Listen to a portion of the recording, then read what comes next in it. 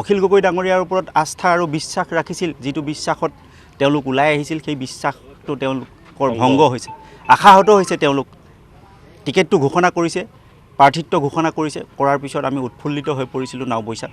মূৰকত আমাক টিকেট প্ৰাৰ্থিত্বৰ পৰা আমাৰ নাওবৈচাবাসীক বঞ্চিত কৰা হ'ল।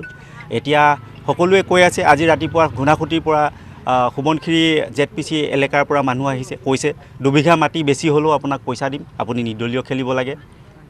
আজি পাণধোৱাত আহিছোঁ, মহঘুলিত আহিছোঁ, আজি পাভত গৈছোঁ, সকলোৱে কৈছে যে হ'ব, যুঁজি যাওঁ, জিকা হৰা সমানে সমানে কৰিবা কাজ, জিকিলে হাৰিলে নাই লাজ। এই আপ্ত বাক্যশাৰী তেওঁলোকে মোক সোঁৱৰাই দিছে। মই এতিয়ালৈকে সিদ্ধান্ত লোৱা নাইছোঁ, গতিকে মই 23 তাৰিখে যিহেতু নমিনেশ্যন আছে, গতিকে মই 22 তাৰিখে গধূলি মোৰ সিদ্ধান্ত মই ৰাজহুৱা কৰিম, মই খেলিম নে নেখেলিম। হয়তো নিৰ্দলীয় খেলাৰ যদি সময়ৰ দাবী হয়, মই আগবাঢ়ি যাম খেলিবৰ কাৰণে, ৰাইজৰ মতামত গ্ৰহণ কৰি আছোঁ আৰু গ্ৰহণ কৰিম। কাইলৈ দিনটো মই গ্ৰহণ কৰিম। তাৰপিছত যদি মই দেখোঁ যে মানে সময়ে দাবী কৰিছে, তেতিয়াহ'লে সময়ৰ দাবী মই মানি ল'ব লাগিব। নাই, মোৰ একো সিদ্ধান্ত নাই, ৰাইজে সিদ্ধান্ত ল'ব। আজি আমাৰ গোটেই 26টা আঞ্চলিক ইয়াতে বৰপেটা জিলা সমিতিয়ে ইয়াতে সভা মাতিছে।